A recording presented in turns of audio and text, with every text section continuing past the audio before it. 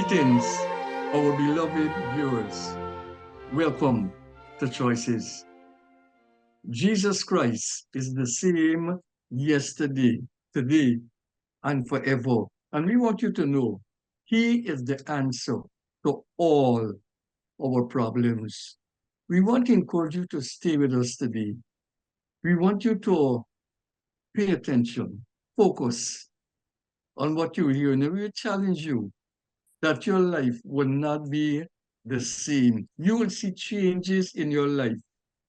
You will see upward mobility. You will experience the upward mobility in your life. And so we encourage you, stay with us. This is Choices. God bless you as you remain with us. You know, every day we listen to the news or we check the papers, all we see and witness is woes and woes. And in the midst of all of that, good things are happening too. But there's a feeling that this is what's selling and this is what we must promote. But you know, life and death is in the power of the tongue. You know, there are people who speak trouble every day. Everything that they speak, everything that they post, it's about confusion and chaos. And if that becomes the spirit of the nation, well, then that's all we will receive, because just what we're putting out, we receive. Hear what Philippians 4:8 says. The Apostle Paul rightly says, finally, brothers and sisters, whatever is true, whatever is noble, whatever is right, whatever is pure, whatever is lovely, whatever is admirable, if anything is excellent or praiseworthy, think about such things. We are by no means suggesting that these issues should not be mentioned or to be spoken of. But when that becomes the order of the day, particularly when there are good things happening, we push those good things in a corner, and the center of attraction is death, murder, rape, stealing, and so on. Nobody's saying that these things should not be mentioned if they're happening. But God, by the grace of God, that cannot be the feature of a nation every day. So what the apostle was saying, he was encouraging us to focus on things that are positive, things that are noble, things that are uplifting. They're uplifting things. People are doing great things around this country on a daily basis. But nobody sees those good things. But every bad thing is promoted. And you know what? There's some people who take a liking to that. Because I have been in one situation, and I'm not going to say where, but there were persons, as I first said, I love the confusion that is playing out.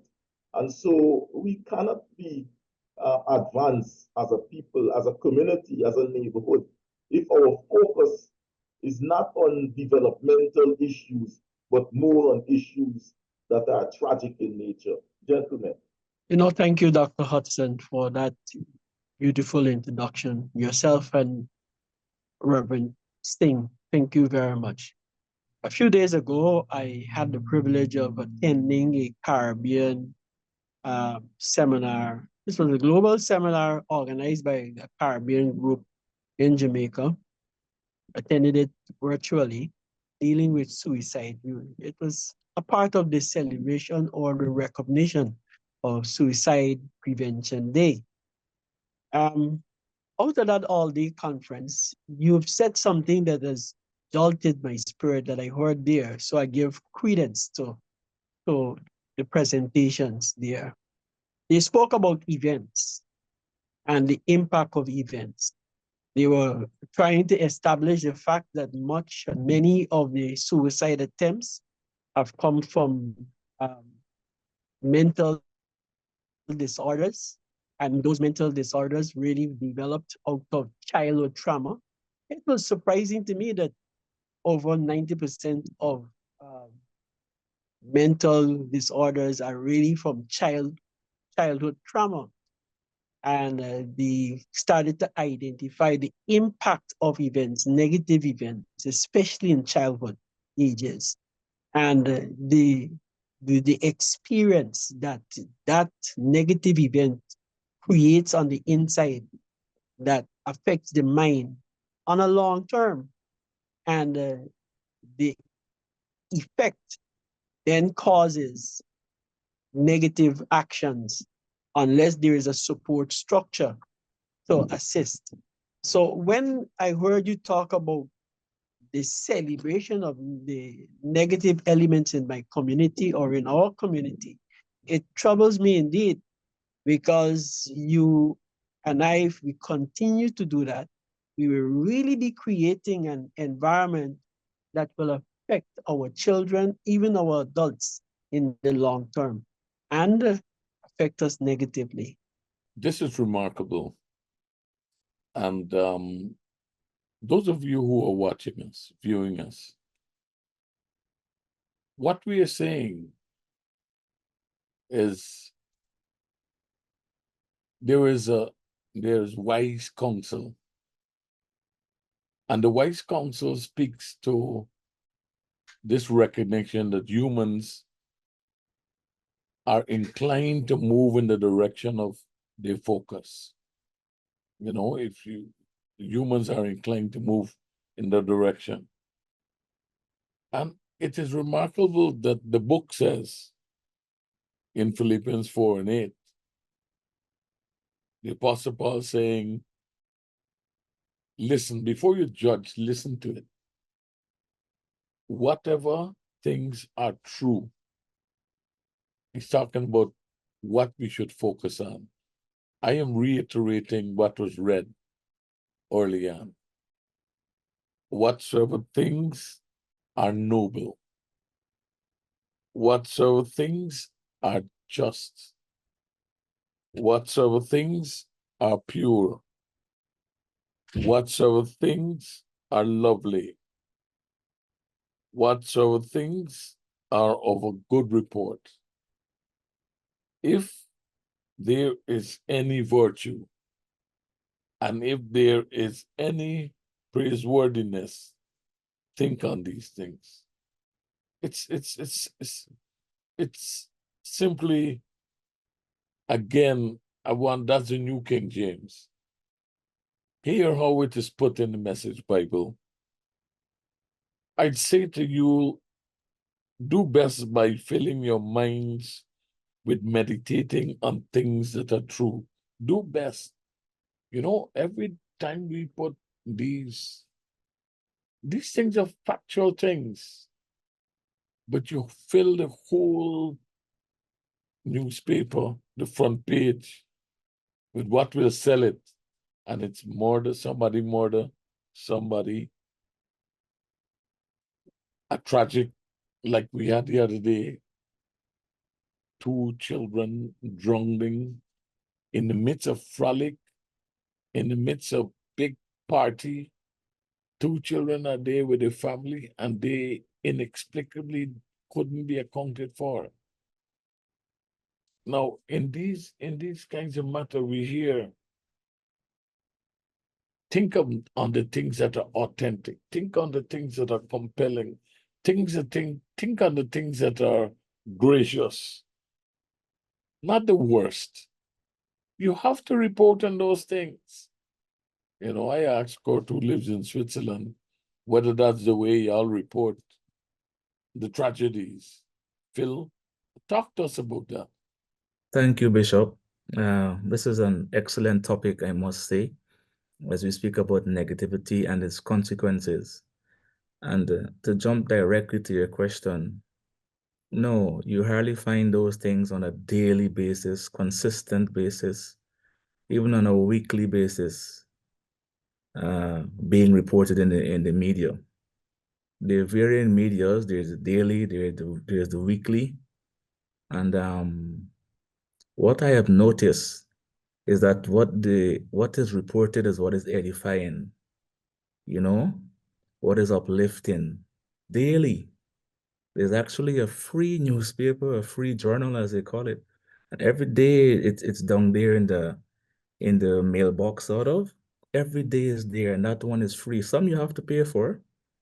And one day in that, do you know what was on the front page, listeners? The police officer stopping the traffic, the police officer stopping the traffic to allow a duck and his or her ducklings to cross the street. That was on the front page. Human interest, they call that. Amazing. Yes. That was the front page story. And they would tell you different things about what's happening in school, good things and the bad things. But and I've seen murders occur here also, but it's in a small caption somewhere in the middle, third, fourth page about someone shooting someone. This hardly occurs, but it happens. But it's not on the front page. It is somewhere in the third or fourth page in a small caption. But the larger captions, it's about development. They're building the new train line. They're building a new Cartier as a community. The development works, and we have a lot of development works currently in Guyana. That is what makes the front page. That is what should be making the front page, not in a small caption, but as we progress, as we develop, as investments come in. These things, positive stories. You see, our brain, the scientists say, it gravitates naturally to negative things, naturally. So why are we encouraging it more by displaying it on the front? The first thing, and personally, listeners, personally, I love my nation. And when we migrated, I would follow the news religiously. For the last 2.5 years, I've stopped that. You know why? I began becoming depressed. I depressed me? It never happened in my life. And because I'm so far away and I'm reading the news and I can't do anything about it, and I'm seeing all these negative things, so I took myself away. The right thing, you always remove yourself from an environment that is negatively influencing you. And I just glance at the news these days, go to the headlines and so forth. Even social media I've removed myself from. So much negativity. Our brain naturally gravitate to it. So we should not, we're encouraging you, we're pleading with you. Find a feel-good story, find some feel-good stories, lead with those, plaster them all over the front page, plaster them on the internet, plaster them online. Use your platform for good. Catch it, check it, change it. You Catch know, it, check it, change it. Pastor Court, I believe we live in a shame culture. And so the challenge is when people are going through personal challenges, illnesses, the challenge is, who do you reach out to? Who do you talk to? And sometimes people keep things to themselves and literally rob themselves of a support system that is there, rob themselves of help. And so I commend those of us who hazard our own stories, our life stories, suffice it to say, that we share and we let others know that we have gone through, and this is how we are able to overcome. And I believe more and more we will have to trust each other, because if somebody open up to you, you must be able to be confidential. And I believe that when we share our stories, those stories are real. Those stories are authentic. Those stories are veritable. And once people can identify with them, it resonates with them, and they're inspired, and they would want to seek the kind of help that is needed. So I believe as a nation, we have compassion. We have support systems, but we will have to come to that place where we trust each other, where we reach out to each other, and we can share those stories in the media. and let it be an inspiration, not only for us and our country, but the world over, because we need each other. And so more and more, I believe we'll have to come to that level of maturity where we can share our stories. We'll have to hazard our own personal stories, but let us look at the big picture. So many people we can touch when we are real. I think, the more we share those horrible stories, those depressing stories, we are perpetuating and we are creating a sort of habit that the society can ill afford to have. The reason why you see flowers, the reason why you see parks, the reason why you see billboards with uplifting signs, all those things are meant to create or to improve one's positive outlook. And the more we can elevate those things, the more we can have them displayed, it is going to improve people's outlook on life. In communication, there's a theory that is called the self-fulfilling prophecy as such, where the more you display a certain type of behavior, it becomes a reality. And so as a nation, we have to find ways, whether it's in the print, the electronic media, whatever, to promote good things, things that are uplifting, things that are edifying. So it, at the back end of it, it would develop a sort of attribute, a sort of attributes of not only our young people, but even in the older ones, where they have a good outlook on life. So the more we can do those things, it is better. And in fact, I believe also it aids in the longevity of life. When you can promote those good pictures, good stories, people can laugh more. People want to enjoy life, but depressing stories, people might, it might become a self-fulfilling prophecy. So I want to urge persons who are responsible. There are so many good things you can find. Find some picture of the Kaiecho Fall. Find some picture of some river. Find some picture of some wonderful animal and display those things. This country is Greenland of Guyana. This country is great land of Guyana, of rivers and plains made rich by the sunshine and lush. It's a beautiful place. Let's find something uplifting to share with our fellow citizens.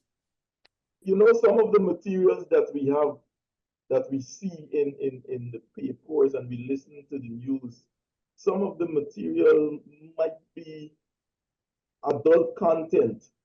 And sometimes you get the information. No, I'm not talking about pornography when I say adult content. I want to be very clear. When you see somebody's head removed from their body and you post that in the newspapers, you have children and very graphic. And you have children, those things could be very traumatic.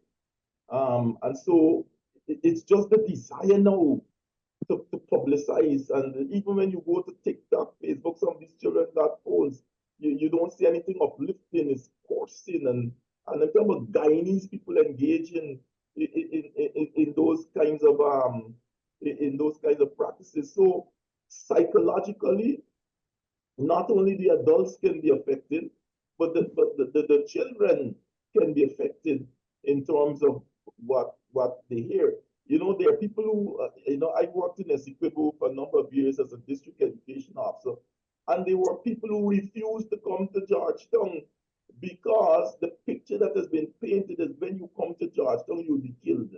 This will happen to you and so on, because this is all the things that you get there. People said, me not travel Georgetown, by Georgetown, you're going to get robbed, this and this one, because that is what is being perpetuated. That is what is being cultivated. But you got good people, decent people, people who are progressive, living in Georgetown, people who carrying the weight of the city, of the country, in Georgetown, but then the picture that is painted is on the man who running around snatching two chain, the man who stopped somebody and so on, and nobody stopped, but the contribution of other persons to the whole thing. So we have to be very careful that we don't interfere with people psychologically. You know, Isaiah 52:7 says, how beautiful is the feet for those who bring good news, you know, good news, you know, those who bring good news. You are described as beautiful. Your feet, not you're running to carry news or you're running to create contention or controversy and confusion, but good news.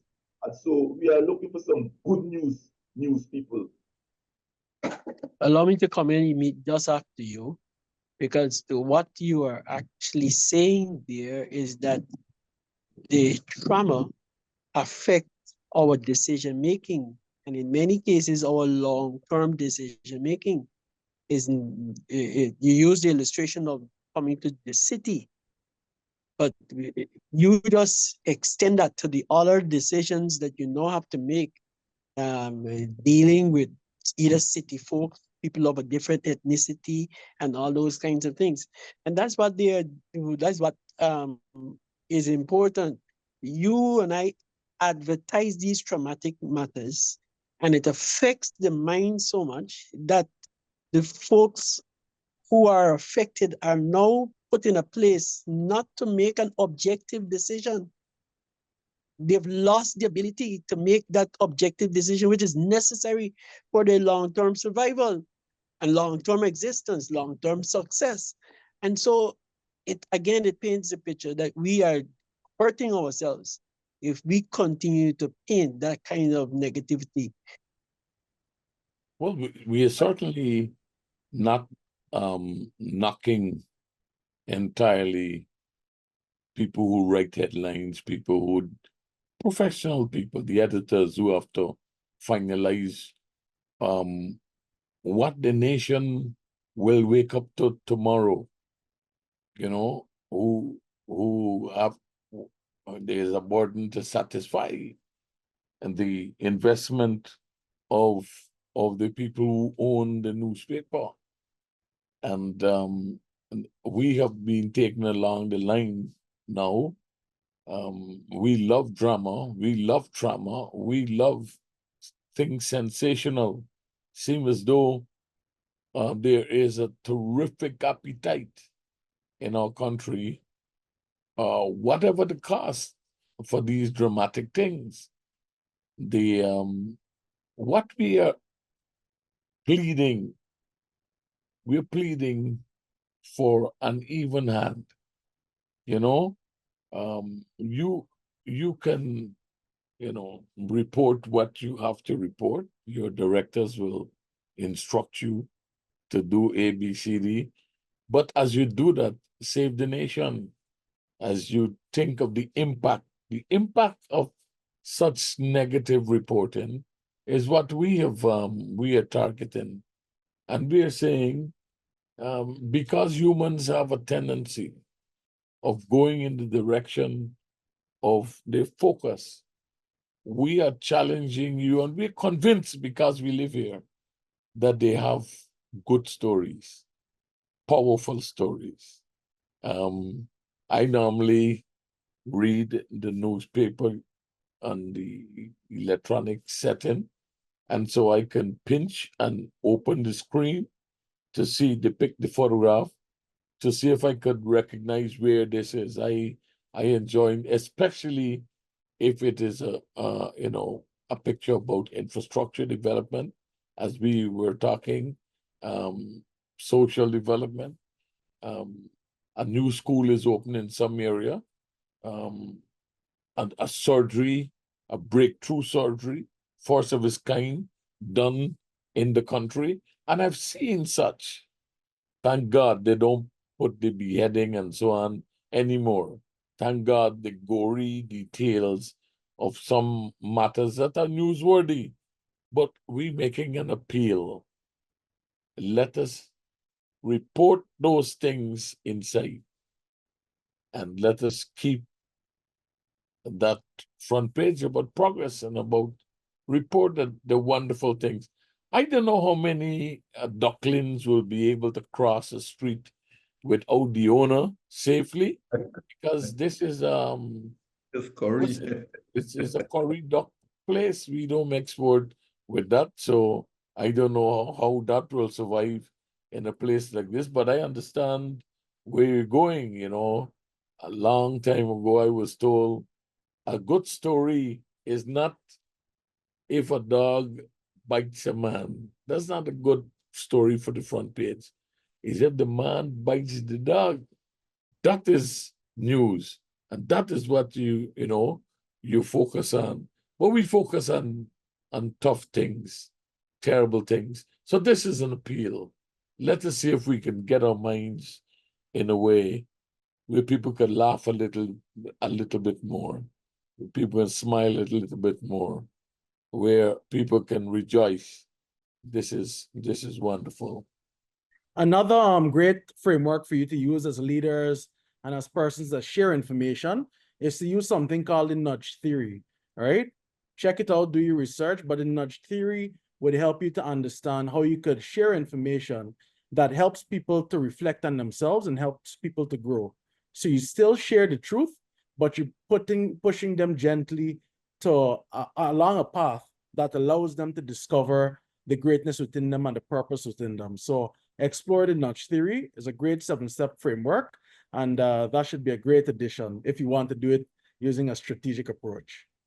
So, well, permit me to just add from just a minor segue, adding my 2 cents, just the legal responsibility. Perhaps we should move in the direction where, because in certain countries, if you print certain things and you cause psychological damage or harm, depending on the story that you post, we know about the defamation laws and those things. So we should perhaps take the measures that those countries utilize, where media houses and those in the media are required to put aside some funds for possible lawsuit cases. It will make what we post, we will be much more conscious about what we post and what we let out because of the possible effects. You can consider, if I post this, what harm might it cause? What might it do? What direction? Perhaps we can go in that direction. And that's just a minor segue about our responsibility, taking our responsibility seriously in what we do and what we put out there. This is Choices. And we really want to encourage all of us. Let us feel good about ourselves and let us be messengers of hope and peace and upliftment. God bless you. We'll see you next week. We thank you for joining us on Choices today. Remember, you can join us at First Assembly, LNP Durban Street, Workmanville, Georgetown, Guyana, for any of our special services. I'm Celicia on behalf of the set, reminding you that your whole life is the sum of your choices. God bless you.